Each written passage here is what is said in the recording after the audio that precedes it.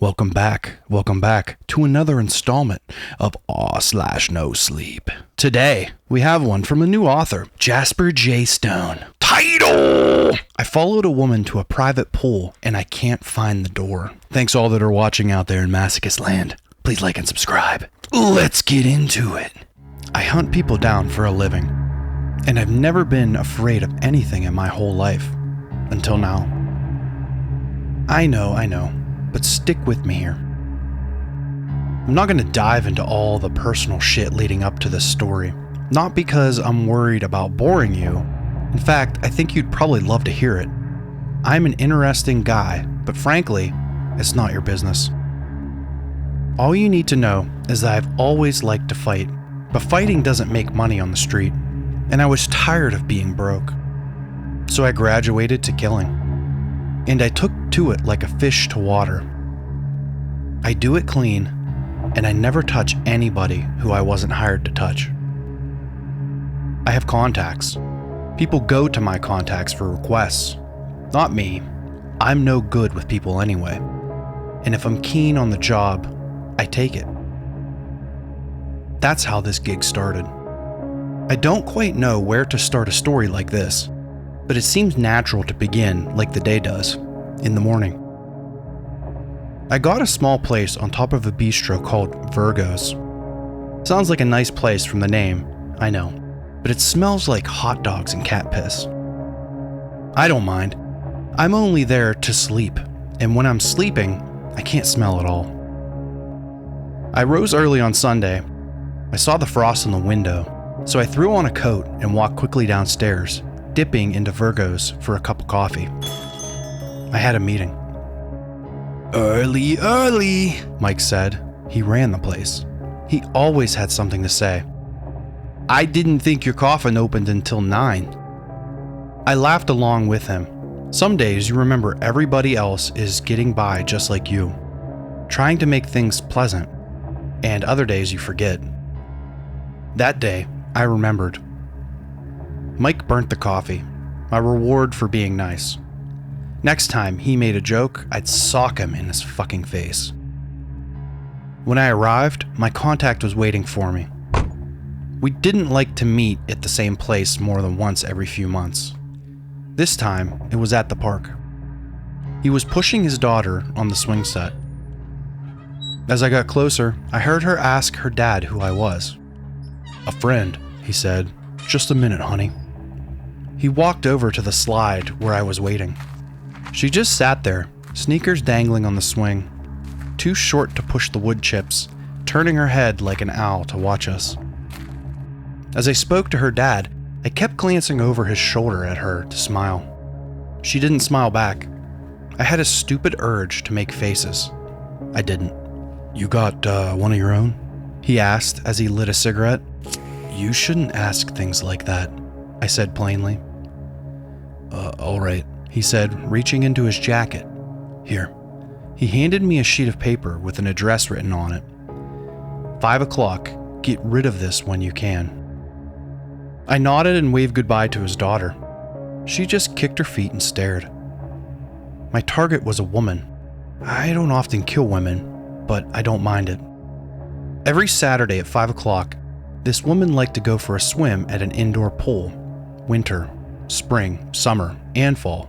Apparently, she had some money. I didn't care.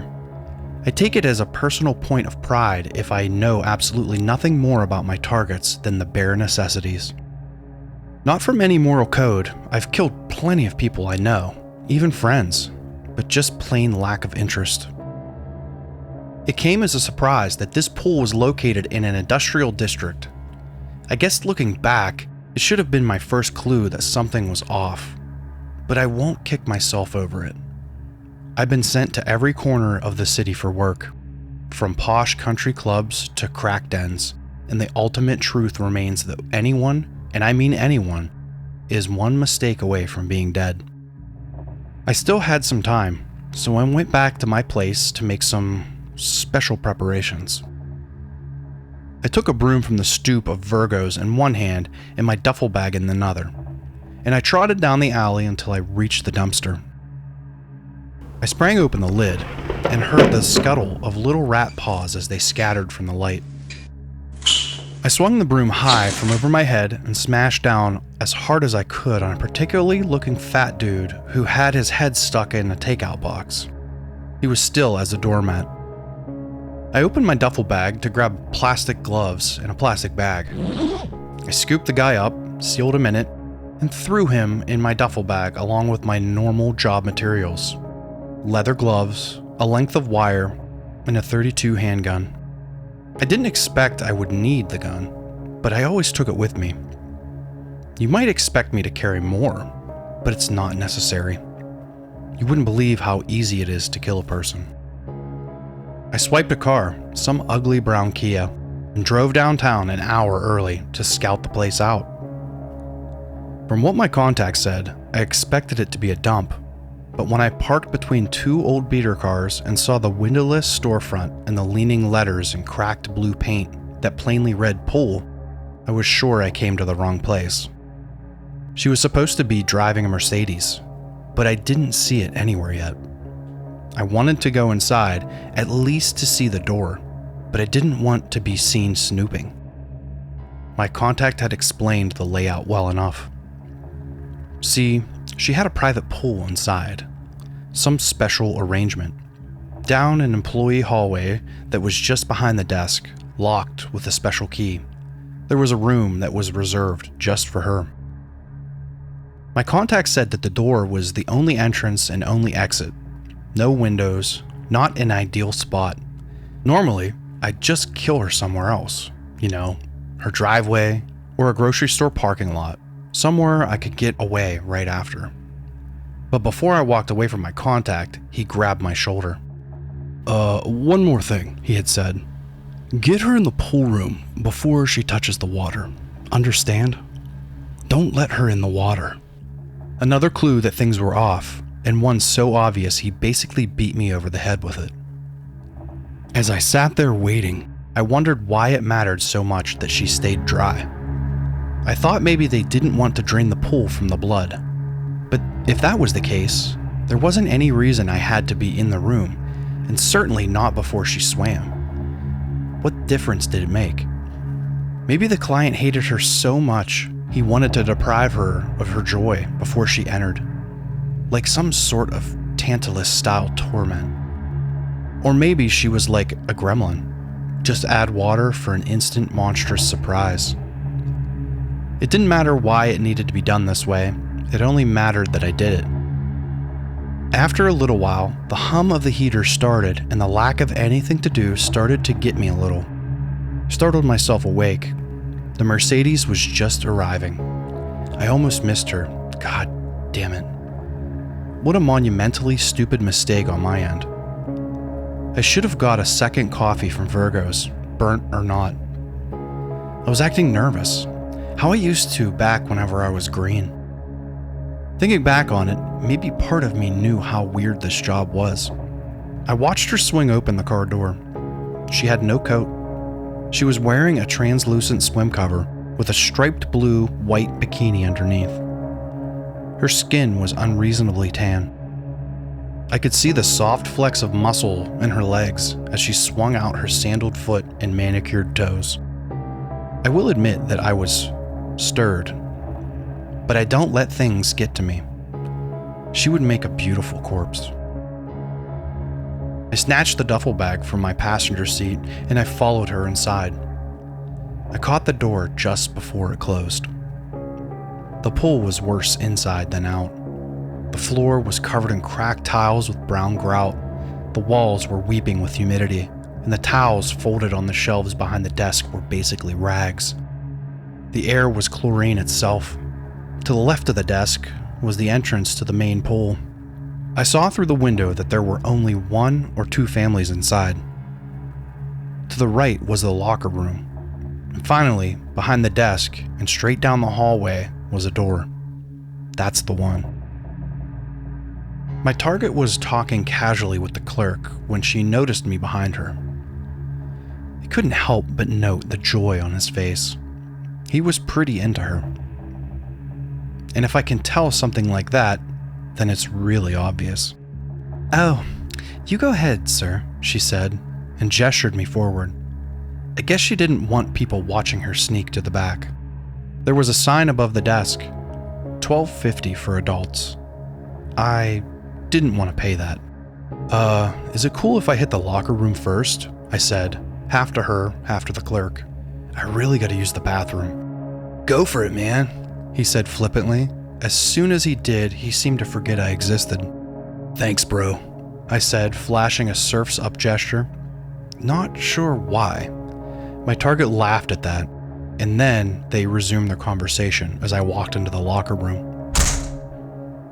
The room was completely empty. There was a wall of beaten up lockers with tiny padlocks on one end, a couple urinals and a stall in the corner, and a row of showers on the other wall. Perfect. I zipped open the duffel and pulled out the rat. Blood had thickened in the bottom of the bag. I guess it was cold in the trunk. Its limbs were all tense, and its tail was curled up into its mouth. Put the plastic gloves back on and slipped the rat out of the bag into one of the shower stalls. He plopped down on the linoleum with a wet plap. His chilled blood sloughed out of the bag in viscous clumps, and I shook them all over until the towel was painted. I needed to keep the clerk busy for a while. I took the gun, the wire, and the gloves and tucked them into my waistband, leaving my duffel on the bench. Then I glanced out of the locker room window. My target had finished talking, and she was heading to the back. Perfect timing. But then, almost as if she sensed me, she turned around quickly, staring me right in the eye. I was frozen. She made no expression. She turned away, walking down the hall, fast. She had a keen eye for peeping Toms, I guess. It seemed natural that a woman like that would develop such an awareness of perverts. I didn't think she suspected me of anything more than that. I walked out of the lockers with disgust on my face. "Hey buddy, I've never been here before, but I don't think there's supposed to be a bloody rat corpse in the shower, is there?" I said. The clerk was dumbfounded. A what?" "A rat. R-A-T. Big as your face, man. Looks like somebody stomped him to death or something. You're gonna need a mop." "Oh God," he sighed. "Again?" He grunted and grabbed a bucket and a mop from the closet. "I'm gonna wait here, if it's cool with you. Hurry, before that pretty lady sees." He scoffed as he shouldered past me into the locker room. That distraction should give me plenty of time to slip in, kill her, and slip out before he gets back to the desk. I slipped behind the desk. I was a little worried that she might have already slipped into the pool, but there was no helping it. They say the rushed monkey drops the banana. The door was painted matte black. The sound of children splashing had dampened as I stalked down the hall. I could hear only the turning of the latch as I opened the door. It could have been locked, I thought. I was so stupid and amateur for letting that slip my mind. It could have been locked? You fucking moron. But it wasn't. I had my shoulder against the wood as I eased it open. It was heavy enough for a bank vault. Matter of fact, I'd entered similar doors before in high security buildings, like server rooms, casino offices, that type of place. I guarantee that thing had been reinforced with a steel plate. One thing I never saw before, though, was a door like that left unlocked. I didn't even see a lock mechanism, electronic or otherwise. Darkness. Darkness. Darkness as the door swung open, until finally I saw the blue rippling glow of the pool. It was lit along the sides with white light, and it shimmered like heat waves on a desert horizon. I'm sorry for getting poetical, but the image of it, I still see it when I close my eyes. With the door now fully open, the hallway light should have spilled in, but I cast no shadow on the dark tiled ground. It's like by entering the room, I left the rest of the world, and now it was only me, the pool, and my target. She wasn't swimming yet, but she was close. She was facing away from me, her figure just a silhouette against the blue. I breathed in, and then I went and did something I never did before. I got lost in the moment. I know I could have had the wire on her neck before she jumped in if I just moved, but I couldn't. I was out of step. And before I knew it, my chance was blown, and she was bending down to dive. "Ma'am," I cried. My hand fell to the gun in my waistband. She looked at me over her shoulder. Her features were underlit by the pool's lights. I saw her eyes flick down at the gun, glinting on my hip. Her face didn't flinch. Stone cold, man. Then, before I could react, she dove into the pool. As soon as she touched the water, it went black. I blinked. I thought my vision had gone out. It was completely, hopelessly dark. I turned around for a switch, but there was no hallway, no desk. The door had closed silently behind me. I didn't hear the sounds of swimming. I didn't hear anything. I tottered in the black with my hands extended, feeling for the door, but I could feel nothing. It should have been right there, right behind me. But I shuffled forward 10, 20, 30 steps, and still there was nothing but darkness ahead of me and darkness behind me.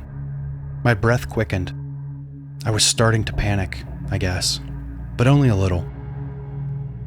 I'm not afraid of the dark. It never bothered me. But this was more than dark. I ran my hands along my shirt to make sure that I hadn't become darkness too. I was relieved to feel the cotton of my clothes, the hairs along my arm, and the hard impression of my tools against my waist. Good. I stopped moving and forced myself to be sensible. My target knew I was coming. That wasn't strange at all. Most people who end up as my targets aren't surprised when they see me in their last moments. I guess this lady was the same way, no matter how unassuming she appeared. So I guess this was a trap. Maybe not a trap, but an evasive maneuver at least. The pole lights were remote, but I saw nothing in her hands as she brought them together to dive. So maybe by her feet? There could be a switch beside the pool. That must be it. But where did the door go? It couldn't have disappeared. I was so confident that I had done a 180. But thinking back on it then, I couldn't be convinced that I had fixed my feet correctly. I must have turned left and started walking parallel to the wall. So that meant that the wall should be 90 degrees left. I reached out and felt nothing. I turned left a little and walked a few paces, reaching out again. Nothing again. More left, more paces, more nothing. At that point, my panic was rearing up again. I had no idea where I was in the room anymore. And even worse, I had no idea where the pool might be. My feet became lead. When I was a kid, my stepdad would take me out to the lake every winter for a week to ice fish. No pansy shit with the shanty and the heater. We drove out in our Chevy, grabbed the auger and the yard chairs, and dropped our lines. It wasn't every winter that the ice was thick enough, though when it was a thin year, we would stay inside with my mom and play board games, drink cocoa, and watch old VHS tapes. I hated that shit. One thin year, I think I was 10, I decided there was no such thing as a thin year. I grabbed my rod and tackle box and set out for the ice, behind their backs. The plan was to shuffle out with a big rock and toss her in. Instant ice hole. It was going swimmingly, and then I started to fantasize about my lake record walleye until I heard a crack. I looked back at the shore in horror. What must have been 15 yards felt like 15 miles. I held the rock to my chest and eased my feet across the ice. Each step was another certainty that the ice would give way and I would be trapped under the sheet. one mistake away from death. In my head, this was so much worse. Logically, even if I did fall in, I could easily grab the edge of the pool and pull myself out, wet and frustrated, but safe. I didn't need light to do that, but then again, that's how I felt about the door too. So I didn't move. I wasn't scared. I was rational. My plan was to wait. I bent over, feeling the cool tile floor around me, turning in a circle until I was certain I was surrounded by solid ground. Then I sat down. One entrance, one exit. No lock on the door. If she wanted to stay in here with me for a while, that was fine by me. I'd get her one way or the other. "This is unusual," I said. I felt the rattle in my skull, but it felt like my words dribbled from my lips into my lap. There was no reverberation in the darkness, and there was no response. I kept going anyway.